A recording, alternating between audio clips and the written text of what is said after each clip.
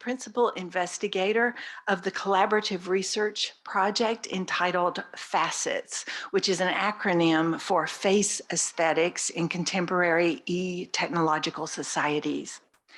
I believe we're going to hear from Professor Leone about research related to this project, and I'm going to say a little bit about it too. But first, I want to give you some sense of the scope of his research and its international and interdisciplinary nature. Here's where visiting professorships, research fellowships, and honorary appointments have taken Massimo Leone over the past 10 years. Paris in 2013-14 as visiting professor at the Sorbonne, on to China, then to Germany, back to France, back to Germany, to Japan, to the UK, to Romania, to the US, to Austria, back to China, to Uruguay, back to Germany, to Croatia, Poland, back to Paris. And next year, he'll be a visiting fellow at CRASH, the University of Cambridge Center for Research in the Arts, Social Sciences, and Humanities. You may detect some envy along with admiration in my listing of Professor Leone's many fellowships and visiting professorships or visiting positions, but I describe these international appointments not so much to give you his travel schedule as to underscore the international reach and the collaborative ambition of Professor Leone's research. I would also stress its fundamental interdisciplinarity. Massimo Leone received a laurea in communications from the University of Siena, a DEA in semiology and history of text from the University of Paris, an MPhil in philosophy from Trinity College Dublin, a first doctorate in art history from the University of Freiburg, and a second in religious studies from the Sorbonne.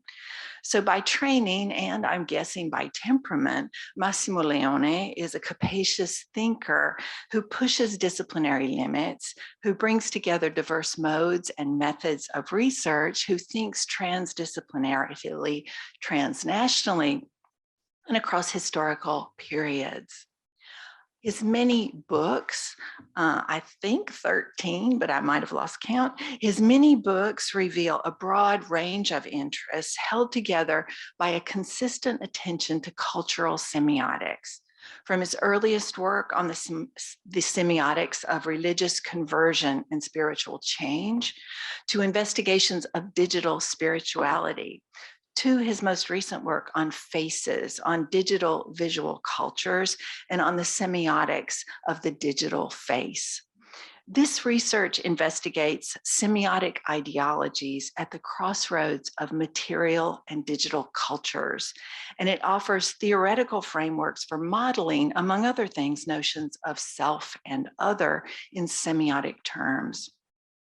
For me, in my very partial reading of his vast oeuvre, a compelling example of this work is found in a recent essay entitled On Muzzles and Faces, the Semiotic Limits of Visage and Personhood from 2020.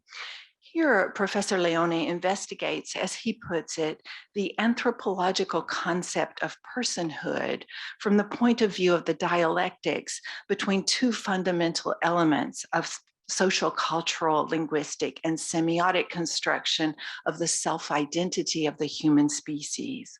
On the one hand, the human face, and on the other, the non-human muzzle.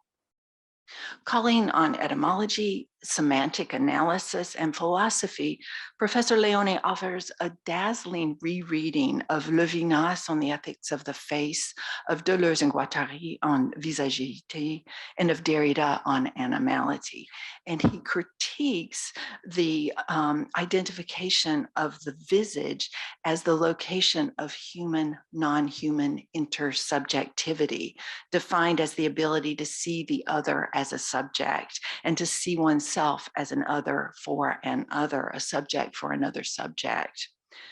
The being constituted by the visage is eminently semiotic, he argues, and the human visage cannot escape the asymmetries that define it against the animal's muzzle. This definition operates through sacrificial logic, he argues, and it persists even in those thinkers who would recognize the non-human animal as having a visage. My brief summary can only hint at the powerful analysis that thinking about the semiotics of the visage opens up in Professor Leone's essay, but I would insist on the way that here, as elsewhere in his work, studying cultures of the face, or what he also calls the facosphere, opens compelling questions about recognition, about ethics, about subjectivity, and about cultural meaning. This work is at the center of Professor Leone's current collaborative research. For several years, he has directed the European Research Council-funded collaborative project called Facets, as I mentioned earlier. Facets investigates the ubiquitous practices of face exhibition in social media, along with practices of masking the face in anti-establishment political activism, for example, or in anti-surveillance artistic provocations. Facets sponsors collective and collaborative research that combines visual history, semiotics, phenomenology, visual anthropology, and face perception studies. And it also includes the collection, analysis, and social contextualization of big data, all with the goal of studying cultural and technological manifestations of change in modes and affects of self-perception and communicative interaction. We now have the opportunity to learn more about this research on faces. Please join me in welcoming Massimo Leone for a lecture on the nose of Pinocchio. Thank you very much for this wonderful presentation, and thank you for the marvelous opportunity to be with you all, albeit only virtually. Le avventure di Pinocchio, storia di un burattino by Carlo Lorenzini, aka Carlo Collodi, is famous worldwide. Pinocchio's best-known feature is his nose, which stretches out when he tells lies. This appears in chapter 17 of The Adventures of Pinocchio. Collodi wrote often on faces, noses, and masks. In 1881, he published a collection of articles he had written for Italian journals. The collection was entitled Occhi e Nasi, Eyes and Noses. In another collection, Note Gaie, Joyous Notes, edited posthumously by Giuseppe Rigutini in 1892, Collodi writes, I believe, and I have always believed, that the mask is the perfection of the human race. Perhaps Buffon does not think like me, but his natural history is quite obsolete, especially after the marvelous progresses recently made by the sciences in general, and in particular as regards papier-mâché noses, end of quote. The subsequent paragraphs propose an ironic history of the ancient mask. Collodi then refers back to the present. In these days, someone else has engaged in solving a very serious and very profound problem, the problem of knowing whether a free population might be allowed to add its own nose to its own nose, another papier-mâché nose, and to hide the mirror of the soul, a poetical sentence to ennoble the word meso, with a conspicuously appearing morettina, end of quote. Morettina is an Italian word for the typical Venetian mask, which covers the nose and the upper part of the face. It was so called because it was originally dark, usually black. Collodi then concludes, as far as I'm concerned, so as not to rack my brain with problems, I declare right now that the first right of a free citizen is that of being able to don a mask in all season, and even in the season of political elections. And if voters will complain, too bad for them. This is the world now, and fortunately, I was not the one who made it. End of quotation. Collodi did not make the world, but he made Pinocchio. He made it, him, with a peculiar feature, a growing nose. In Pinocchio, however, the relation between nose and lying is not straightforward. The nose starts growing when it is first carved by Geppetto before Pinocchio lies. After the eyes, it was time to carve the nose, which began to stretch as soon as finished. It began to grow and grow and grow till it became so long it seemed endless. Poor Geppetto kept cutting it, but the more he cut, the longer grew that impertinent nose. In despair, he let it alone. End of quote. The nose then appears a couple of times in the story. It stretches out when Pinocchio lies. After the boy is struggling and weeping over his deformed nose, the blue fairy summons woodpeckers to peck it back to normal. The stretching nose has been variously interpreted. There are theological, esoteric, even Freemason interpretations of Pinocchio. Giorgio Agamben's latest book is about Pinocchio. The Italian philosopher, too, underlines the inconsistent relation between stretching nose and lying. I quote, "It is important not to forget that the growth of the nose is not necessarily a symptom of lies.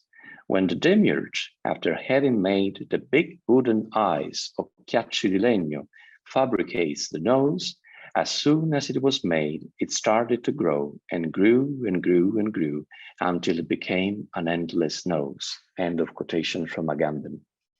According to Agamben, I quote again, "The nose is the expression of the incorrigible, picaresque insolence of Pinocchio, and only secondarily of his equally picaresque knavery." End of quotation.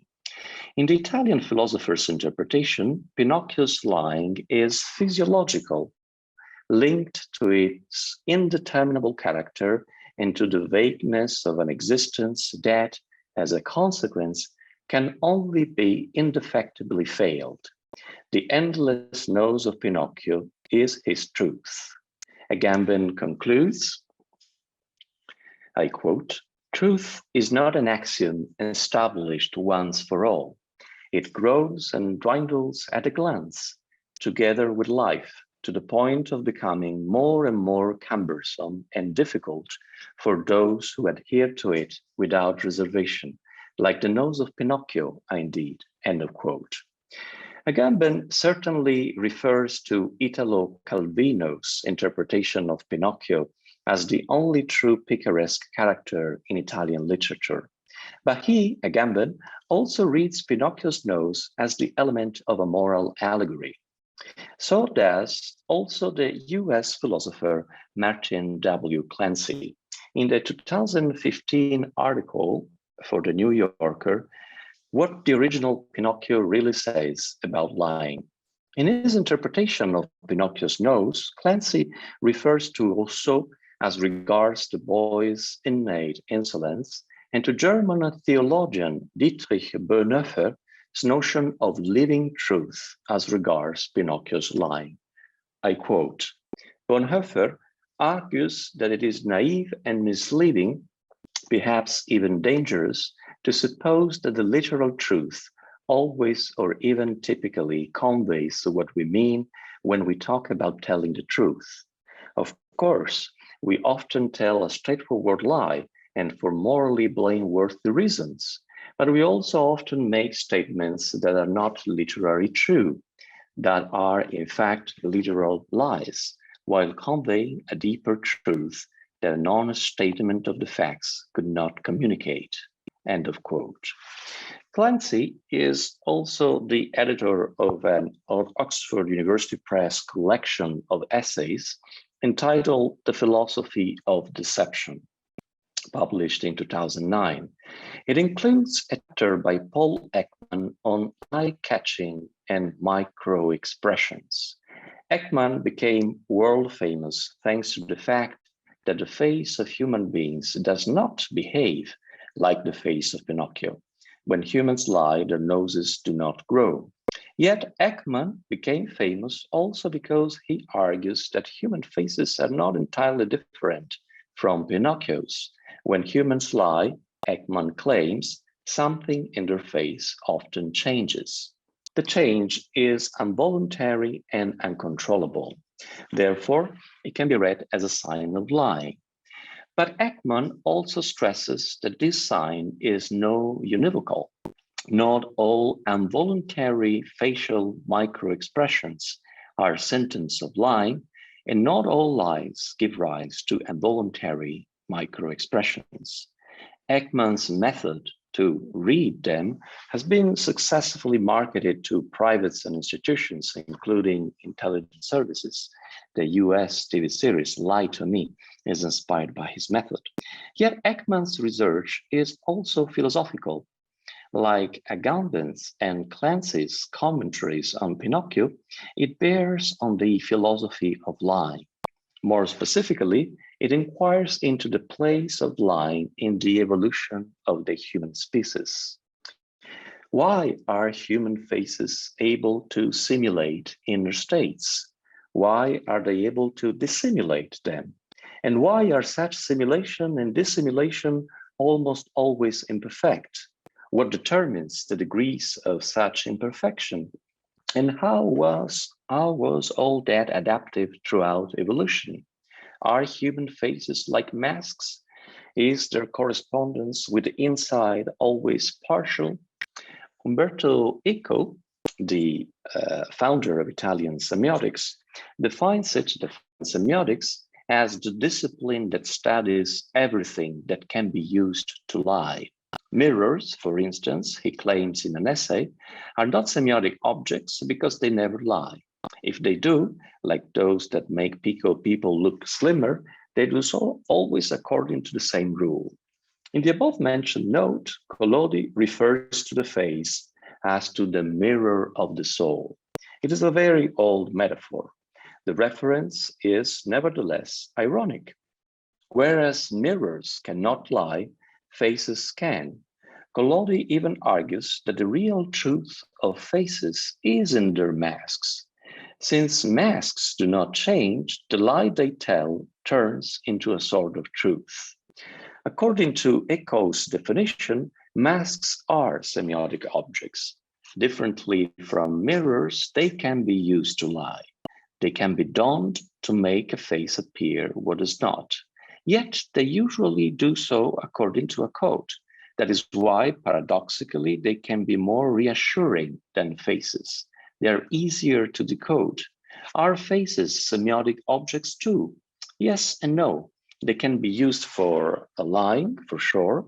Yet, as Ekman points out, when the face works as a mask, such mask is always imperfect. Something in it cannot be completely controlled. The reason is simple. Unlike the mask, the face is a living biological device. It is not made of wood like Pinocchio, but of living flesh. Professionals of facial simulation, like actors and actresses, and of facial dissimulation, like poker masters, perfect the control of their faces. Yet this control is always imperfect. There is no one-to-one correspondence between how we want our face to look and how it does look. There cannot be. The reason might lie, sorry for the childish illustration, it was the only one that really captured the idea that I'm going to talk about. The reason might lie in the natural evolution of the human face. Before being a visage, the human face was probably just a head. It was part of the body in quick contact with the brain through sensorial organs. They were, and still are, concentrated on the surface of our head. Eyes, ears, mouth, nose, a quite sensitive part of the skin. Touch is the only sense whose biological device is distributed along the human body, coextensive with the skin. The other organs are conveniently placed close to the brain in a narrow area that is easy to protect. Yet, This concentration impacts on self-perception. We can touch our skin and taste our mouth. Under certain conditions, we can smell our nostrils and hear the sounds that our ears produce, although it is not usually a good sign. But there is no way to see our own eyes. Moreover, there is no way to see our own face. The most we perceive of it is the contour of our eyes, the tip of our nose, the tip of our tongue and lips if we make an effort. Hence the face, well, this is Michelangelo, a little bit more academic. Hence the face is a non-cybernetic device. The hand is. We can look at our hands and adjust them to the environment. But the adjustment of the face to the world is always indirect. It must rely on, first, a very limited proprioception. I think that my face is looking the way I think, but I might be wrong. In a selfie, we never look as we thought we would while taking it. Second, the face of the other. We know what face we have, what face we make, and what face we are through observing the reactions to it on other people's faces. Yet that does not solve the riddle that complicates it. Does my interlocutor reliably mirror my face? Is that just a simulation, a dissimulation? If I'm not sure about the face I show, how can I be sure about other people showing their faces to mine?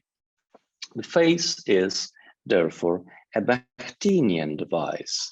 It is always dialogical. Even alone in the desert, my face is quintessentially for another face. Yet this other face, this face of mine is always a mystery. As it was stated before, there is no complete human decoding of the face. That is a limit, but also a guarantee. Emmanuel Levinas famously founded his ethics on the visage. Since it cannot be completely decoded, it cannot be completely encoded either. It is a place of uncertainty, but also a place of freedom. It intrinsically reminds me that the other is not another me, but another I. The other is not an object, but a subject whose face is unpredictable. Subsequent philosophers sought to expand the principle. Deleuze and Guattari, Derrida, Haraway, Kocha. Progressively, we realized that other living beings also have a face and not only a muzzle.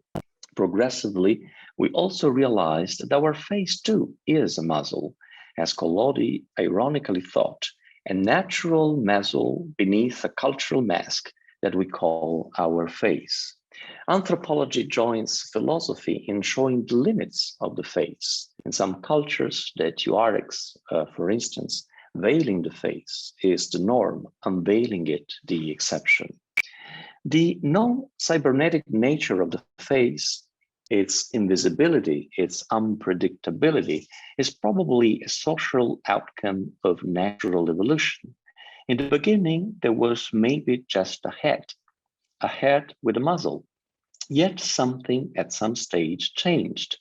7 million years ago with Sahelanthropus, as some scholars claim, or about 12 million years ago with Danuvius gugemosi, as other scholars claim, our biological ancestors began to turn bipedal and to look not downwards, but straight ahead and even upwards. Morphological alterations of the human skeleton ensued. They included changes to the arrangement and size of the bones of the foot, hip size and shape, knee size, leg length, and shape and orientation of the vertebral column. The erect position of the head liberated the prominent supraorbital ridges and their strong muscular attachments from the task of sustaining the head. Bipedalism made our heads lighter and our faces more motile and exposed to the faces of other members of the species. Gravity started to exert its force not perpendicular but parallel to our faces. Muscles of the forehead that were theretofore used to sustain the skull adapted to other functions like frowning. As soon as we stood up, we humans started to frown. The social consequences of a face liberated from gravity were huge. The face ceased to be just a part of the head where sensorial organs concentrate. It ceased to be just a muzzle. It became instead the primary affordance of life. Our mating position changed. Maybe that's when we started to kiss. Human beings became very skilled at spotting faces in the environment. Seeing faces meant seeing where other living beings, their sensorial organs were. It was important to prey on them and not to be preyed on by them. The right fusiform area of the human brain became specifically devoted to perceiving faces in the environment. This function is so deep-seated that we are doomed to see faces, even if they cannot possibly be there. We see faces in clouds, in rocks. As soon as a visual pattern looks like a face, we recognize it as such. It is pareidolia. Sometimes it can be pathological, like in the Charles Bonnet syndrome, or as an effect of LSD. Yet pareidolia exists because it has been adaptive. Our ancestors were better be mistaken in seeing the face of a predator or of a prey that was not there than in not seeing one that was. Seeing faces became crucial for survival. It also became crucial for interaction among members of the species. It's a very grotesque gadget, and you can have muzzles in the shape of faces for your dogs. Sorry for this image. It also became crucial for interaction among members of the species. Language and face probably co-evolved. Together, they gave rise to a fundamental watershed. Humans started to unsee the faces of other animals as faces. They started to see them as muzzles. They also started to differentiate faces and muzzles in human languages. A face is a head of organs one can have social intercourse with. A muzzle is a head of organs to avoid or to eat or to enslave. A face is also a mouth, yet it is mainly a linguistic mouth. It is a mouth that speaks and does not bite. It is a mouth that kisses. It might eat, but only muzzles, not other faces. Seeing other animals as muzzles and not as faces allowed us to eat them and not to eat each other. It still does, unfortunately, for the poor muzzles around us. This is a vegan personal comment. A face is also a mouth and a nose, but it is predominantly two eyes. What humans recognize as face in the face of other humans is exactly the part of it that can in turn recognize their own face as such. An encounter between faces is an encounter between gazes. All Indo-European languages underline the visual definition of the face as visage. Most non-Indo-European languages do so too. When faces are not conceived as visages, they start to be considered as muzzles. When muzzles are considered as faces, it is because they are considered as visages. Pets have faces, not only muzzles, because we see their visages and we think they see ours. Derrida realized it, facing naked, naked is naked cat. Humanizing entails envisaging.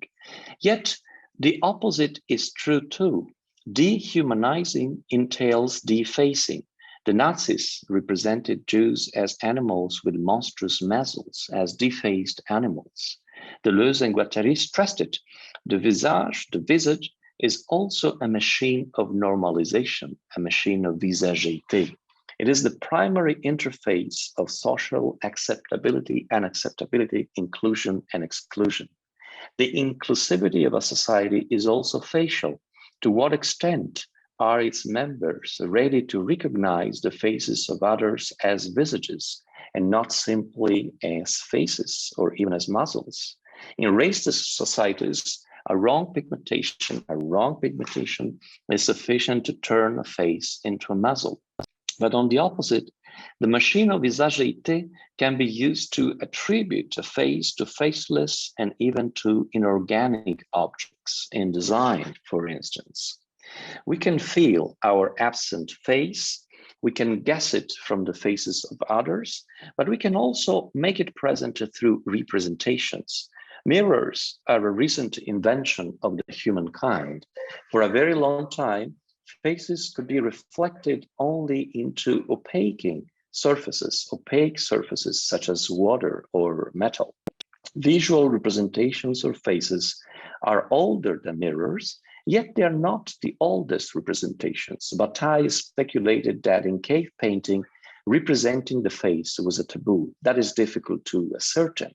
Yet, the Greek myth of painting associates representing faces with both death and love. Pliny the Elder tells the story in the Natural History. A potter's daughter was in distress. Her lover was leaving for the war. The night before, the two were in the same room, lit by a lamp. The girl took a chalk and outlined the shadow of the boy's profile on the wall. According to the myth, that was the first portrait. It was a profile portrait. It was modeled after shadow. It was a gesture of both fear and love. The face might soon be gone. The portrait is meant to stay in remembrance. The face is a melting pot of questions. No discipline, this is my group in Turin, at the University of Turin, my team. No discipline alone can address them all. In my ERC project Facets, I concentrate on the digital shift. The face too goes digital. In representations, we can now capture, store, modify, assemble, and display images of faces with multiple devices. Digital images of faces can be post-produced in unprecedented ways. Deep fakes are just at their beginning. In interactions, more and more, we do not meet faces, we meet their digital images, like the digital image of my own face. I'm sorry about that. The pandemic has accentuated this trend. Furthermore, our faces are increasingly seen by non-human agents endowed with artificial intelligence. Facial recognition is rampant. Vice versa, we see an increasing number of fictional digital faces in ultra-realistic video games, in robotics. The uncanny valley gets smaller and smaller. We also interact with machine-made digital faces made by GANs, the generative adversarial networks, the new digital forgers. No Morelli's method seems to work against them. Finally, the face goes digital in proprioception too, through a variety of digital face enhancements, epidermal electronics, underskin chips, cyber glasses, transhuman devices. We can now see our own face in deepfake virtual reality experiments and interact with it. Yet, as the popular opinion and the grey press are awed by all this novelty, we scholars should doubt, play the devil's advocate. Is the digital really changing the face? Is this change radical? Is it so different from past changes? Are we not perhaps hypnotized by the present? Today, it is hard to believe it, but smiling faces are not so old. According to some scholars, they are a product of modern dentistry. Before the 18th century, smiling was frowned upon in most circumstances. It was deemed as undignified. It would show rotten teeth. The birth of the smiling face in 18th century post-revolutionary Paris was also a revolution, yet it was not digital at all. Is the digital changing our faces as deeply as modern dentistry? And are deep fakes so different from the countless forgeries and trompe-l'œil of art history? Is a selfie so incomparable with a portrait or with a mirror? And aren't GAN images just a secular version of akeiropoietai images like the Holy Shroud? And what about automatic face recognition? Is it not just a version of the old panopticon?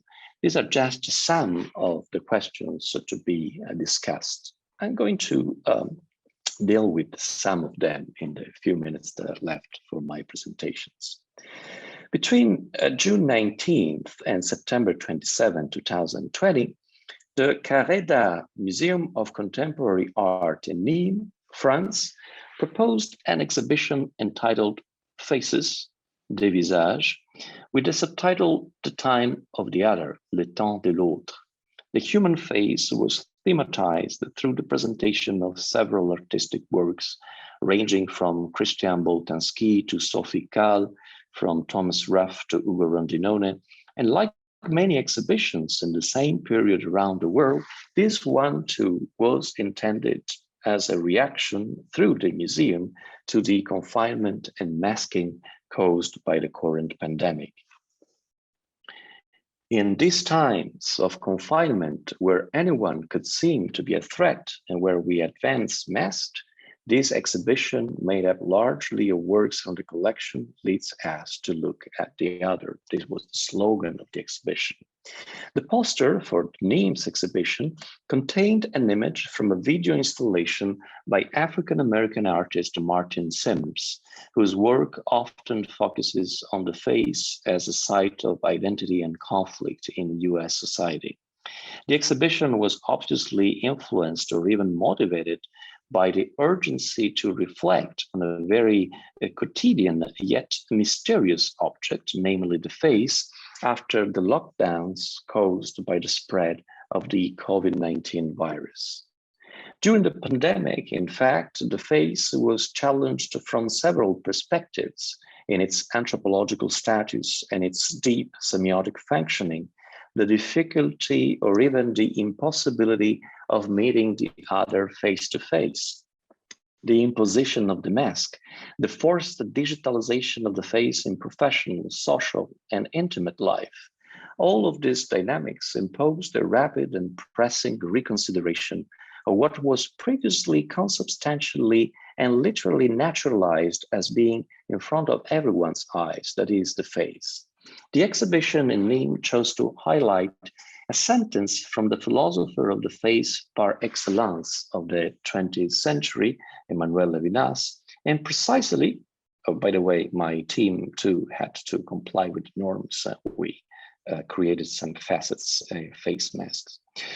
Emmanuel Levinas, and precisely a passage from the work Ethics and Infinity, the result of a series of interviews with Levinas conducted by the French philosopher Philippe Nemo and published in the paperback collection by Fayard in 1982, since translated into some 15 languages. Levinas' sentence, which was the main theme of the exhibition in Nîmes, read as follows. The best way, I quote, to meet someone is not to notice the color of their eyes. When you observe the color of your eyes, you're not in a social relationship with another person. The relationship with the face can certainly be dominated by perception, but what is specifically face is that which is not reduced to it, end of quote. The quote is particularly relevant in two ways.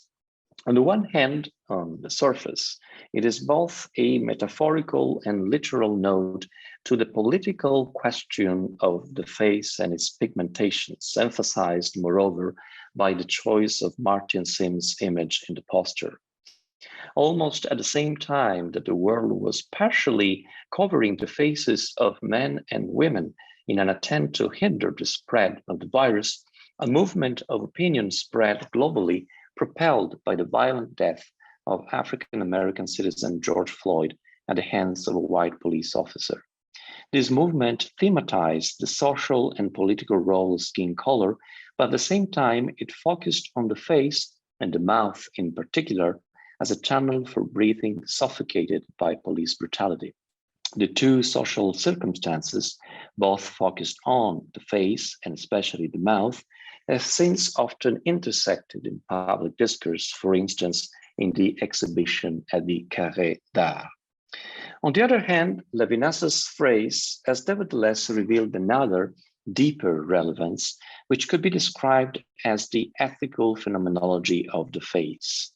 In the typical style of the Franco-Lithuanian thinker, the quotation seems to describe what happened in perception when the face of the other was masked to protect it from contagion or to protect itself from contagion. The nose and mouth being covered, as well as most of the lower part of the face, what came to the forefront in the masked face to masked face encounter was precisely their upper part, that of the eyes, with an anatomy detailed by the forced circumstances of the phenomenology of the emergency, and hence the attribution of a brand new meaning to both their form and their function. Individual psychology, but also anthropological cultures of the face can contribute to making this visual exaltation of the eyes in the masked face particularly striking or even embarrassing, for example, in individuals or in whole societies that talk to each other while looking not into the eyes, but towards the mouth or towards the body. In this case, looking into someone's eyes has negative connotations related, for example, to defiance. Beyond the differences of a cognitive, psychological, social, cultural, and contextual nature, which make the occultation of the mouth more or less detrimental to communication, the mask generally hinders the ocular, phenomenological, and semiotic relationship to others. This often leads to a series of rehabilitation micro-tactiques that attempt to use other visual elements from the visible regions of the face, especially the eye regions, as well as postural, gestural, and contextual cues to compensate for the lack of visual information caused by the mask. Some of these strategies are even being modeled in order to develop new algorithms and automatic facial recognition devices. Finally, my iPhone recognizes me with a face mask on. Levinas's observation, quoted by the Nîmes exhibition, has, however, a more general meaning. The face is a biological entity and presents itself through a physical morphology, but its phenomenological functioning, as well as the very complex semiotics that derives from it, requires that wholeness which the philosopher of totality and infinity makes a pillar of his ethics. When the face is perceived not in terms of totality, but in terms of fragmentation, its ethical value is endangered. This is the case when it is apprehended not as a singularity, but as an occurrence, as a token of a type, as we could say in linguistics. This philosophical and ethical demand is, however, in tension with a whole series of approaches to faces, which on the contrary tend to fit them in, to measure them, to categorize them.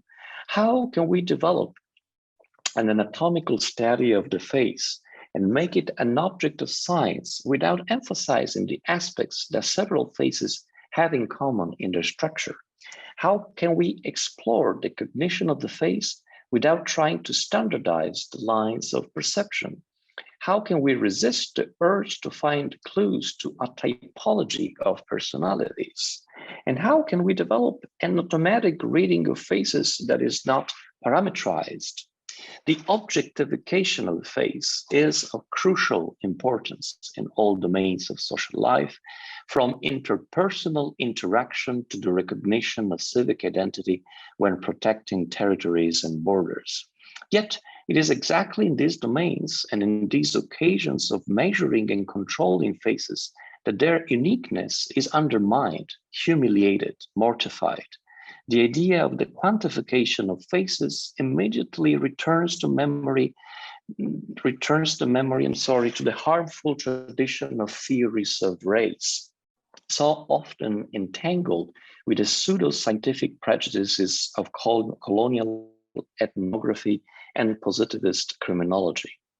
The quantitative classification of faces remains, however, a necessity for the sciences, including the semiotics of the face, which as a science cannot limit itself to an idealistic interpretation of the singularity of the face, but must instead probe the articulations of the language that underlies it, of the system that produces meaning in and with the face, beyond its idiosyncrasies, until reaching a level of analytical finesse that in fact eliminates the singularities or pushes the apprehension of them towards more and more superficial levels of the generation of meaning on the side of the accidental materiality of the faces or of their combinatory singularity.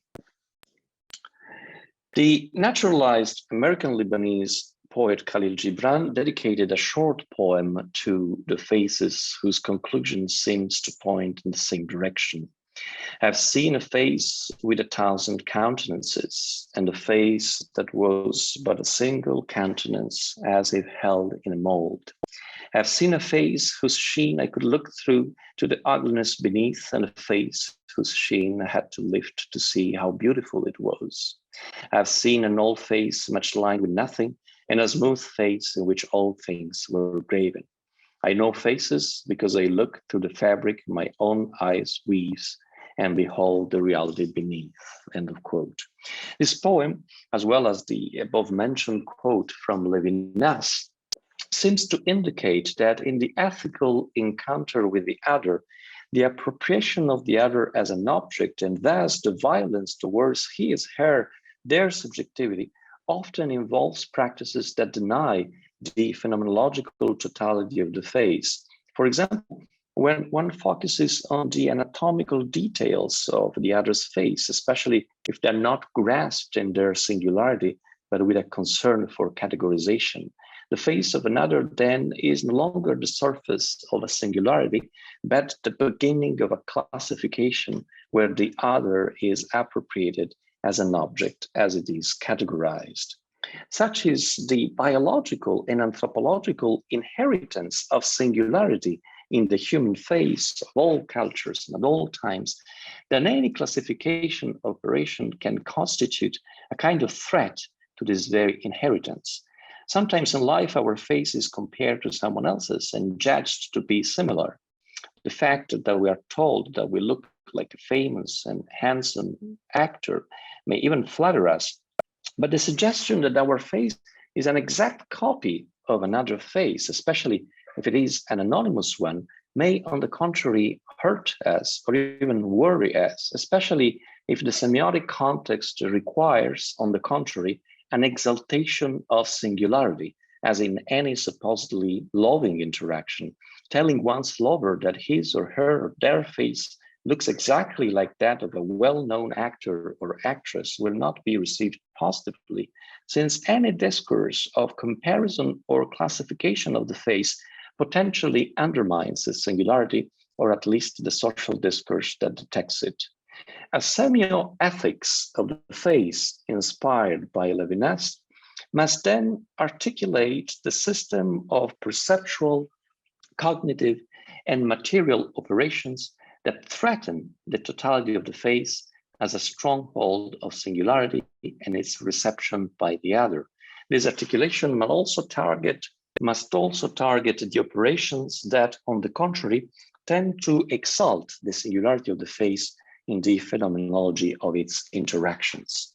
What must result is a kind of reasoning, both semiotic and ethical, about the face, about everything that can give rise to its homogenization, or on the contrary, can determine its collapse into even deeper layers of indistinction.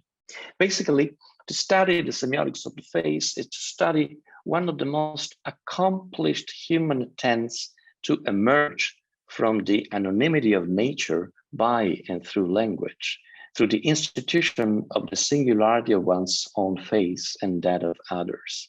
Several phenomenologies of uniformity can undermine this project of anthropopoiesis, and the widely conceived ethics of the face can in turn espouse an ideology of distinction or work towards the depersonalization of the individual for multiple purposes. In any case, no human agent, no society, or no cultural project is as threatening to the ethical singularity of the face as nature itself. It is essentially against nature, in fact, that cultures try to assert the particularities of their faces. Nothing better than natural disasters reveals the essentially prosopoclastic destruction of faces, character of nature.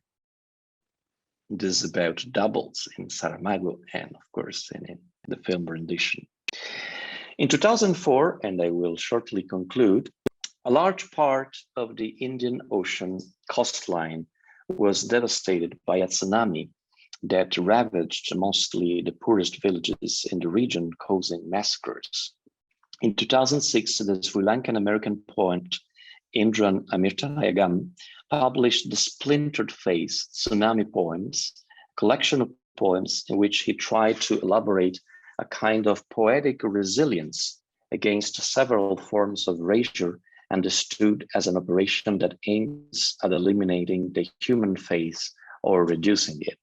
The tsunami, in fact, annihilated entire stretches of coastline, but above all, it erased faces, causing thousands of nameless deaths.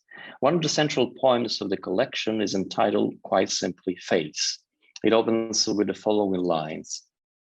Imagine half your face wrapped out, yet you are suited up and walking to the office.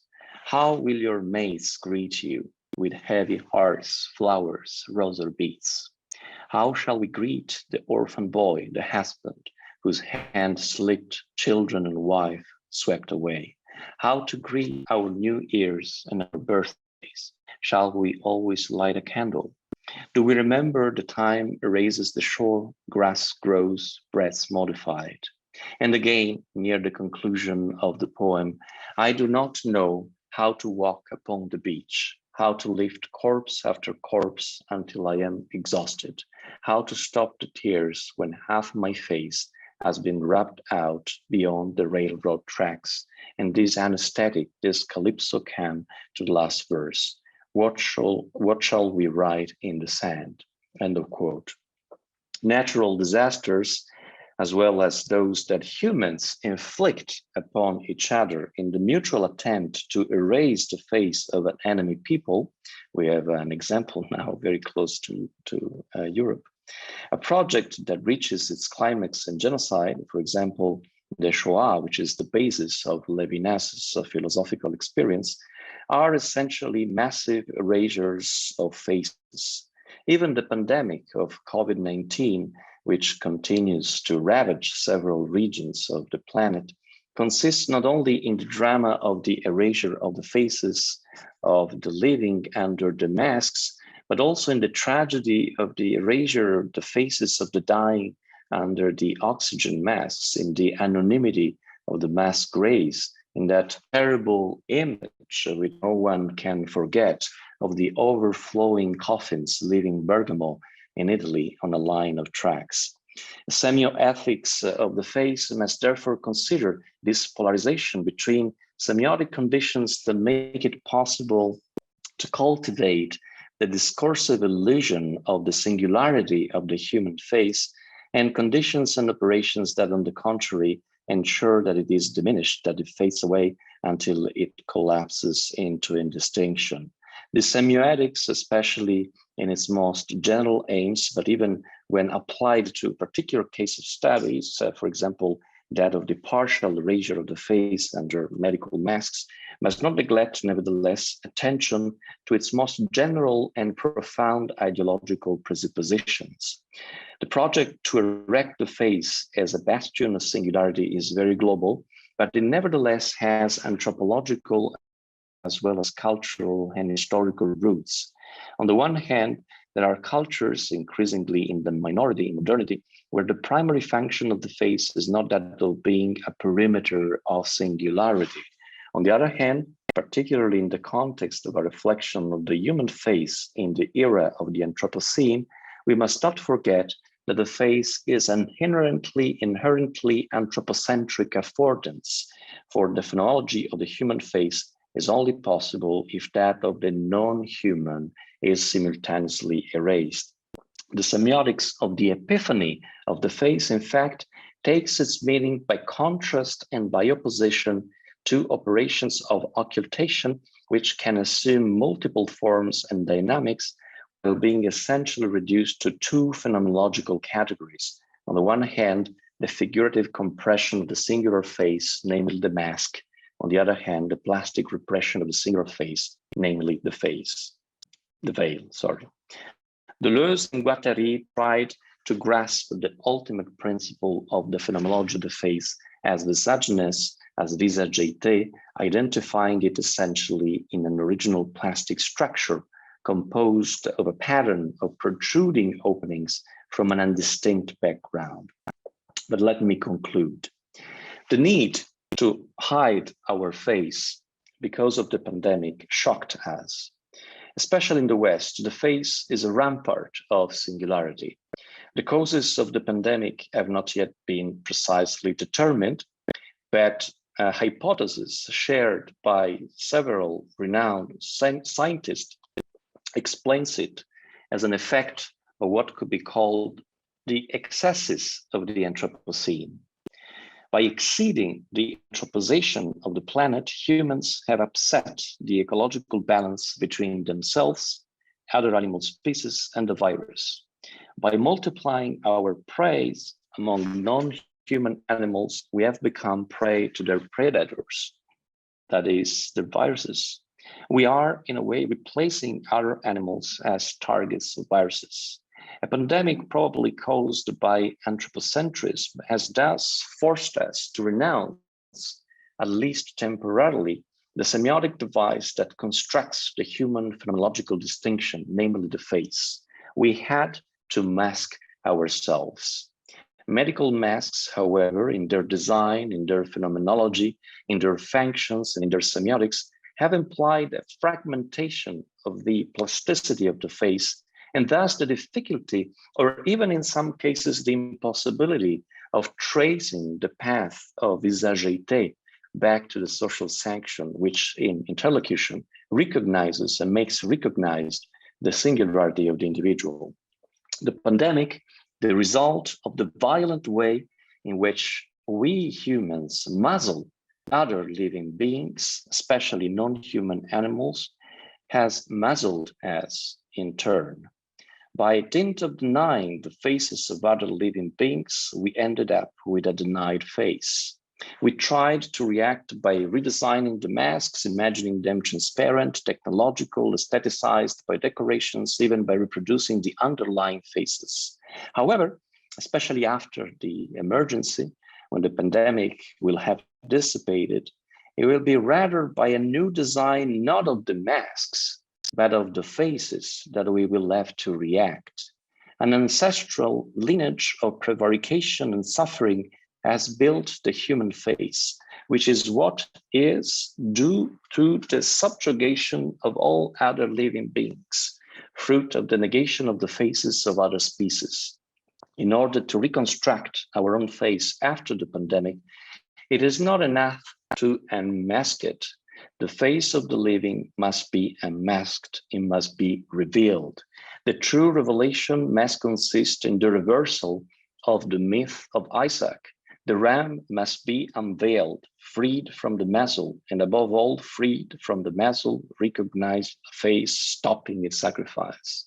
The Anthropocene is leading us to increasingly difficult living conditions, has inflicted us with a pandemic, for example. It is time, therefore, and it is urgent to replace it by a new epoch, which we could call prosopocene, from the Greek name for face. In this new era, Isaac, the one who laughs, will be the name of every animal finally freed from a millinery joke. It is necessary to stop the prosopophagy that is devastating the planet. It is necessary to recognize in all living beings the sparks of singularity, and it is also necessary to limit the hold of biotechnological power on the singularities of faces subjected to calculations, measurements, and controls.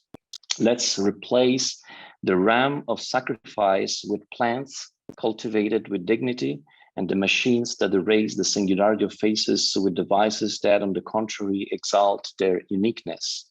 This will be a new step towards our own liberation, towards our unveiling as a species that lives not only in the language that is proper to our species and perhaps to it alone, but also in the face through which we look at nature, through which nature looks at us. Thank you very much for your attention. Thank you for that Yes, marvelous lecture. That was absolutely wonderful, wonderfully wide-ranging. I guess my question is, what is the relation between the early part of the lecture in which you, oh, sorry, my name is Amanda Anderson. I direct the Kogut Institute for the Humanities at Brown University. What is the relation between the early section of the lecture in which you discussed truth and lying and the ultimate wonderfully kind of cascading set of theses at the end about the semioethics of the face, the Anthropocene, dehumanization, you know, via denial of the singularity of the face and genocide, et cetera. What's the relationship between the really important aspects of truth and lying, the kind of yes and no answer that you gave to whether the face is semiotic, is a semiotic, you know, entity, especially given the utter centrality of the question of truth to the contemporary political scene. You know, the constant weaponization of claims of fake news and yeah, I mean, just the Pinocchio-like element of some of our major leaders. Thank you. Thank you. This is a fantastic question because it allows me to actually connect the first part of my lecture to the last part. And I left them unconnected exactly because I somehow wanted to provoke the audience. We started from the consideration that is justified by the text itself of Pinocchio, that there is something paradoxical about Pinocchio's nose. Pinocchio's nose doesn't actually grow only when he lies, because Pinocchio's nose grows even before he has lied for the first time. And this is what Giorgio Agamben interprets as a hint to the fact that lying is somehow consubstantial to the nature of Pinocchio and to the human nature. But I would like to interpret this modern myth of Pinocchio in another way. The first originary lie of Pinocchio's myth and Pinocchio's story is the fact that he has a face emerging from the wood. The first originary lie is that our face can actually be distinguished from the wood. This is the consubstantial lie that somehow establishes all subsequent lies. The fact that a singularity divided from the singularity of nature, the singularity of a human face divided from the singularity of a trunk, emerges from this, that in the story, and in most interpretations is interpreted as inert and almost inorganic matter. We now start to believe that trees to communicate, trees to somehow have a face, trees have a singularity. So that's the first lie. The first lie is in the emergence of the human face in this violent dialectic way, denying the singularity and the face of nature. And I believe that this original lie is at the basis of all subsequent lies. We just reproduce towards other human beings the same originary violence that we have inflicted upon other human living species in order to construct the myth of our singularity. Hi, Massimo. I'm Ranji, and Ranji Khanna, I corresponded with you. Thank you so much for this wonderful lecture. I like very much the way you responded to Amanda's question now, and I think that maybe this follows on in some ways. And you know, if I might sort of draw out a pun that works in the English, as it were, that Pinocchio knows something that the land knows, or the tree knows, as it were, and not just the nose knows, as it were. But my question is about if you could sort of draw out a little bit more a question around the ethico-political. You've talked about the Levinasian ethics that is established, and you have implied a dimension of height, as it were, the question of power. But I'd like you to draw that out a little bit more, if you would. In the Levinasian model, of course, there is a dimension of height in the face of the other, in the face of alterity. There is something of the divine there. And of course, in Derrida's reading of that, there is an attempt to draw out a question of the ethico-political, not just the ethical as a first philosophy, but the ethico-political, which is about precisely the kind of suggestion of a metaphysical presence behind the face of the other. And in many ways, some of the instances that you have described with the dogs or their muzzles, there is a clear dimension of height that is in play. There is also with George Floyd on the ground, again, we have a dimension of height that is in play. And with with our contemporary technologies, sometimes there is a suggestion of horizontality in the way in which we are focused through an ocular perception of the face that is so different, as Freud reminds us. We don't smell ourselves in the same ways. We came up, we stood up, and we have a front now, which gives us that kind of sense of horizontality. So I was wondering if you could just say something about the dimension of height, its relation to power, the ethico-political. Thank you. Thank you. Definitely, there is a topological dimension in the emergence of the face as a ethical interface and also as an ethical rampart in Levinas. It is clear in the way Levinas describes the face, and it is even clearer in the further development of Deleuze and Guattari. It is a topological understanding of the face that does not necessarily entail a reflection on the dialectics between the horizontal and the vertical. It entails mostly a reflection on the dialectics between the inside and the outside, and these plastic holes, the two holes of the eyes and the central hole of the mouth, that somehow regulate the passages that are both phenomenological and ethical between the inside and the outside of the face. So depending on how this topology of channels and holes and passages is interpreted, the face can be interpreted as a facade, as Levinas would say, in totalité and infini, totality and infinity, or as a visage. And the problem of the phenomenology of Levinas is to exactly define what in this topology marks the difference and the passage from a way of using these holes of communication between inside and outside that bring about a visage, and what on the contrary brings about a facade.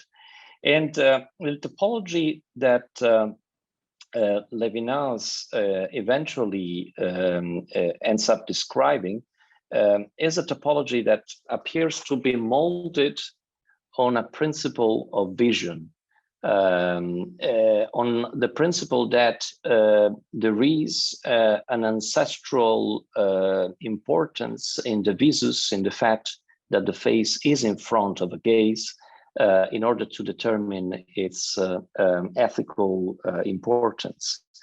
This is something that we recognize also in the semantics of many words related to the face and to the etymology itself of many words for the face in several languages.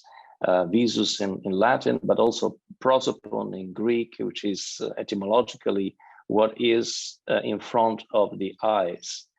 So does this entail that what does not have any eyes or does not express any gaze is not entitled to a face? Are we bound to recognize the face uniquely in a gaze or in connection with a gaze? Now,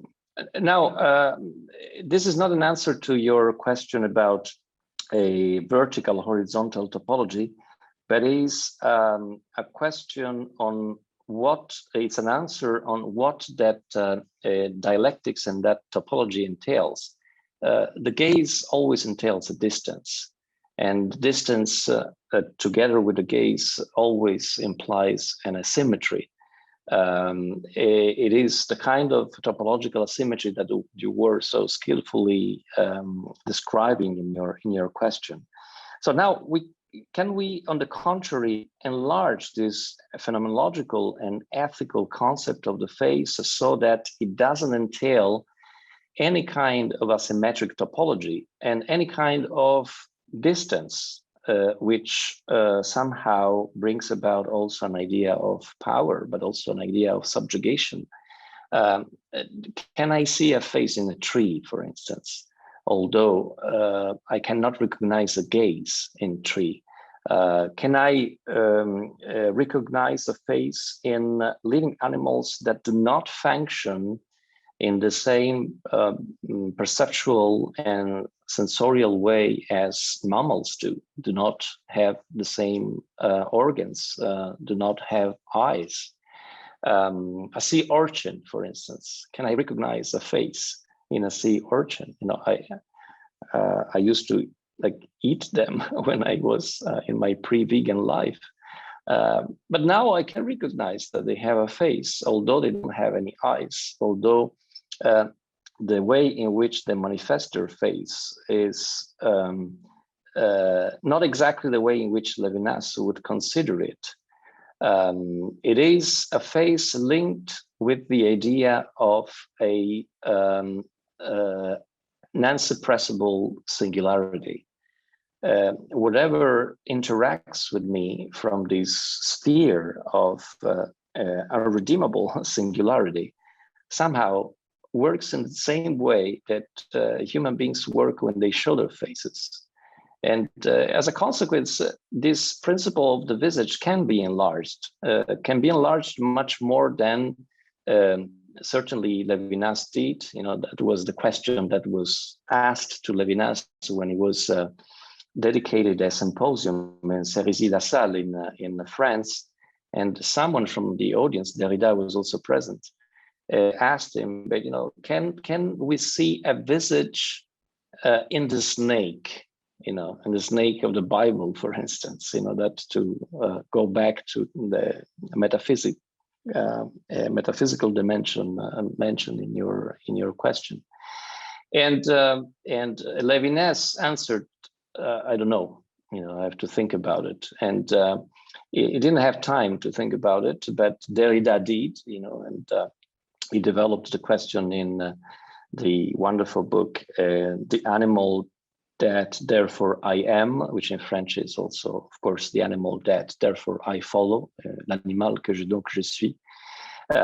But in that text too, there is a limitation of the principle, the ethical principle of the face, to a sort of a scopic relation, or to a sensorial relation that doesn't involve the other senses and excludes, for instance, living beings that are not shaped like human beings.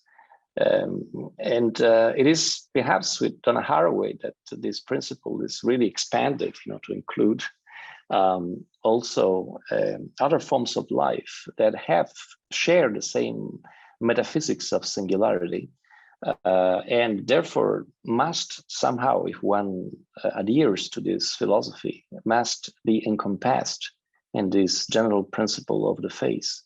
And that also has as a consequence the fact that the phenomenology of Levinas is somehow reversed, meaning that we do not see an ethical unviolability in those that have a face, but we do give a face to those or that to which we recognize an ethical unviolability.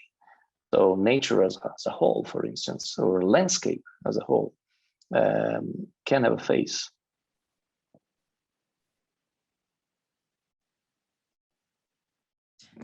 You have a question from Akira Lippitt, who's actually going to be giving a lecture of his own later in this afternoon. So he says, thank you for the wonderful lecture. So his question, his concern is that Pinocchio here, and perhaps more in Agamben, is being mobilized as a figure for humanity, perhaps even exemplary humanity. But isn't he the pre-human, the not yet human, and wouldn't his morality need to be understood as such?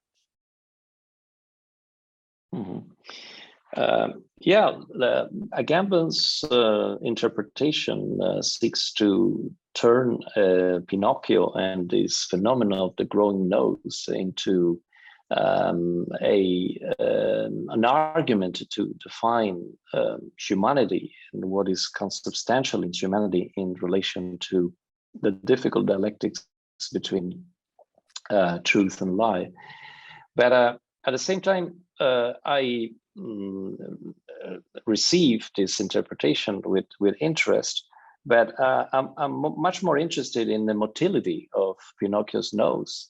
The fact that it is a piece of wood that grows, and this growing of the piece of wood is even before its connection with any discourse on lying or truth, a sign of motility, autonomous motility, which is also something that defines humanity and at the same time defines life, although in different ways.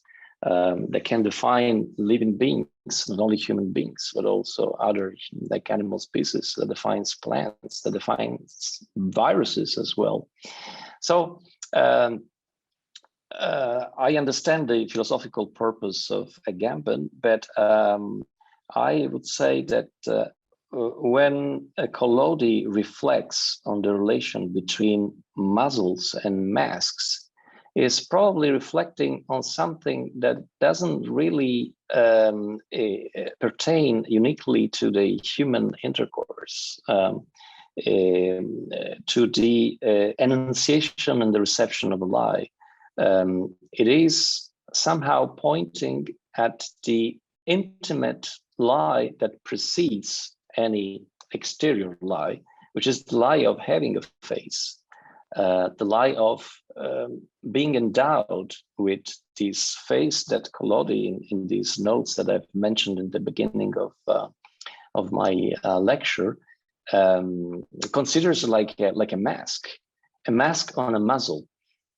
Now, this is quite a provocation in Collodi, but I want to interpret this provocation as a suggestion to think about the face as a cultural lie covering a muzzle that we don't want to see, and especially we don't want to recognize in other living beings.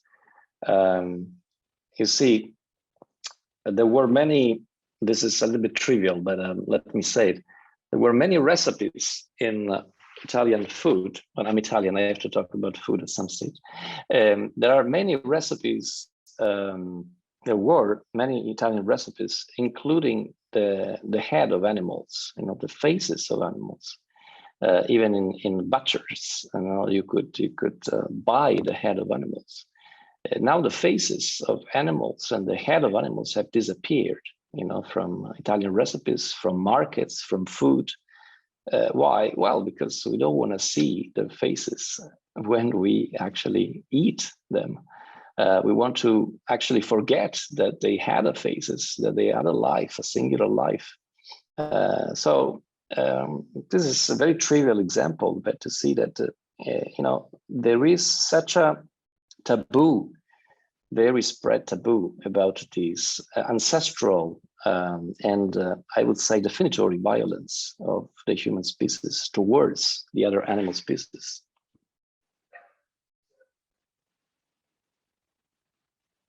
Hi, thank you for a wonderful lecture. My name is Negar. I teach here at Duke University. I have a question with regards to NFTs and the digital masks that or digital images that are now being created and traded as as avatars, for various platforms like Twitter and so forth. So tens of thousands of dollars are spent on these cartoon character images, not of the people themselves, but they're used as avatars on Facebook and Twitter and so forth. And they're being traded on basically on things that are similar to blockchain platforms. So decentralized, autonomous organizations versus governmental networks, right? This is happening in a time when we're also recognizing that trees are connected to each other in these networks of roots, that mycelial networks spread across the surface of the earth, and plants and trees are constantly speaking to each other, giving each other information, supporting each other, protecting familial relations, warning each other off. And so I really wonder if, I see some correspondences between these two things happening in this moment, right? The way that we are organizing ourselves as a society building that's happening on the digital network, where we're also recognizing that kind of society on the level of the earth. I'm wondering if anything like this, if you see this, a precedent to this in a different time, a different age, a different moment, does this trading of faces on a autonomous network, faces that are not ours, for example, has this happened in another time, another place? Thank you. Thank you. This is a fascinating question. It's actually on a topic I'm thinking a lot about, and I don't have a definitive answer, not even a tentative answer. What I can say is that it's true that non-fungible tokens are used more and more to protect singularity from the ubiquitous power of the digital machine to create perfect copies. This has been applied to several objects, but I guess more and more will be applied to the face. Our face, our biological face, is unredeemably and ineluctably singular. It is not so clear to explain why, but that is probably something that was adaptive. It was adaptive for us and for other species to have singularity imprinted, embodied in their own bodies, and especially concentrated in the face. But you might call it a neo-Aristotelian interpretation of the singularity of the face. But at the same time, our digital representations of the face work in a way that is unparalleled. There is an unmatched ability now to construct digital representations of faces that do not make any clear indexical reference to any biological, a socially recognized face.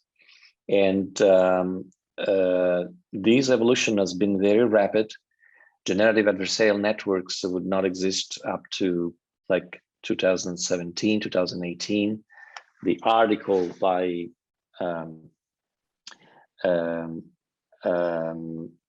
the US scholar that created this algorithm dates from 2014, Ian Goodfellow, which is now the responsible for artificial intelligence at Apple, if I'm not wrong. So the evolution has been very rapid, and but astonishing in a way that now, as human beings, we cannot tell the difference between a facial image, the digital image of a face that has been created by a GAN, a generative adversarial network, and the digital image of a face that has been produced by taking a photo, a digital photo of the face of someone ontologically present in front of us, or at least, socially present in front of us. It is only other machines now that can tell the difference. So in relation to the past, certainly you're very familiar with the work of Carlo Ginzburg on Giovanni Morelli and this attempt at discovering clues to distinguish the fake from the truth in the art market. So in the past, there were many forgeries and many fakes would circulate in the art market, for instance. But now it is as if there were millions of forgers constantly active all the time, every moment, every second, with the only purpose of creating fakes. And as humans, we cannot stem that tide of fake anymore alone. We need other machines. So in order to check the veracity of a digital image of a face, we need a machine. And we need to delegate somehow, not to a method like Morelli did, but to an algorithm. An algorithm which contains a black box, a black matter, an equation that is impossible for us to control.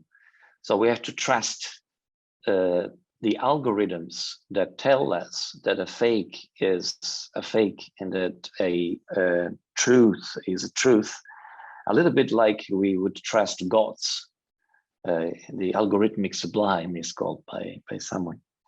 That makes us humans very insecure and unstable, and somehow we are living the insecurity of the Anthropocene through the spreading of viruses, but we are also living the insecurity of the digital Anthropocene through the spreading of the fake. The fake and the virus are very similar, I believe, in some of their manifestations and evolutions. So non-fungible tokens are perhaps the ultimate remedy, the ultimate device to certify the uniqueness of something. But certifying the uniqueness of something is not certifying the singularity of something. Singularity and uniqueness are not the same thing. The uniqueness is certified by non-fungible tokens, is a numeric, digital, again, uniqueness. So it is a way of somehow securing the fact that something cannot be copied, something cannot be faked, but does so in a way that is not geometric or topological, in the same way that we recognize the singularity of a face. It is an arithmetic, mathematical way of encircling and securing singularity.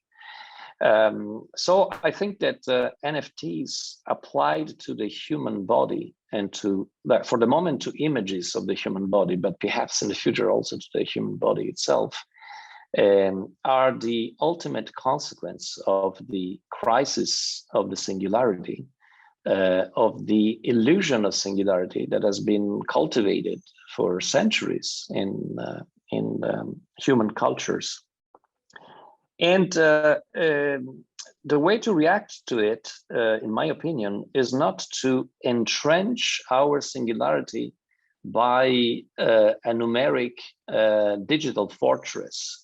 It is to embrace, on the contrary, the fact that we share the singularity with other living beings. It is not through protecting our digital identity that will survive. It is through recognize that this identity is a construction somehow built to the detriment of non-human identities.